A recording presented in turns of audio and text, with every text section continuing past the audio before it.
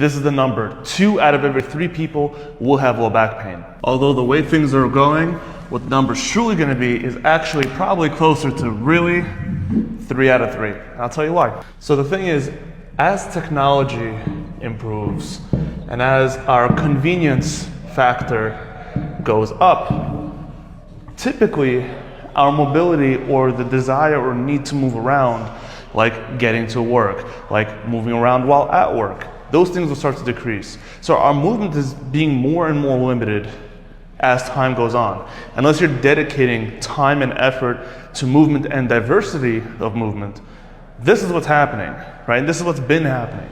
And so pretty soon, if we're not there already, 3 out of 3 people will have low back pain at some point in their lives because people are not moving the way they're supposed to. This is what makes movement diversity so important.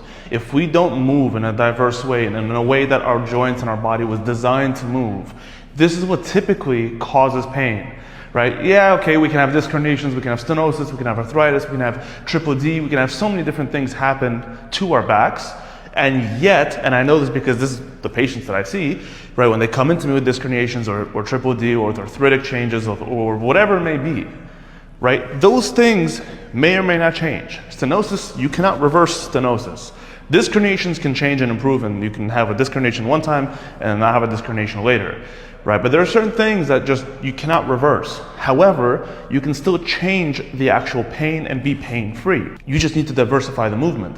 So there are movements like side bending and going backwards and rotation that people have just stopped doing because there's no necessity for it.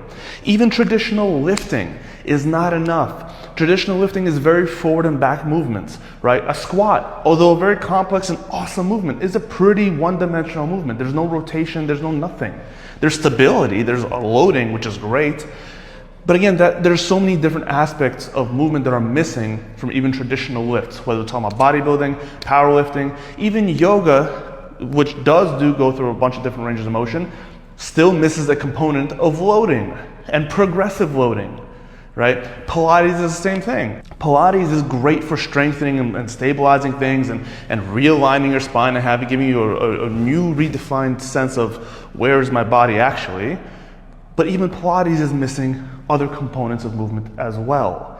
So it's important to, regardless of what you're doing, it doesn't even really matter what it is. The most important thing that you can do is to keep on diversifying your movement. And so if you're doing bodybuilding, if you're doing lifting, great.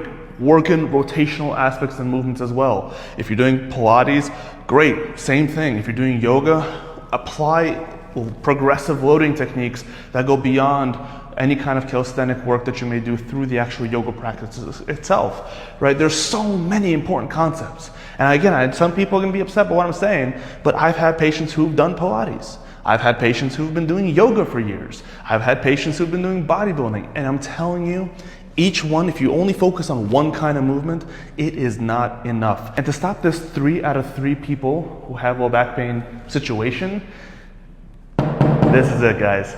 It's annoying. You may not want to hear it, but you need to diversify your movement and make sure that you're using your body the way it was designed to be used.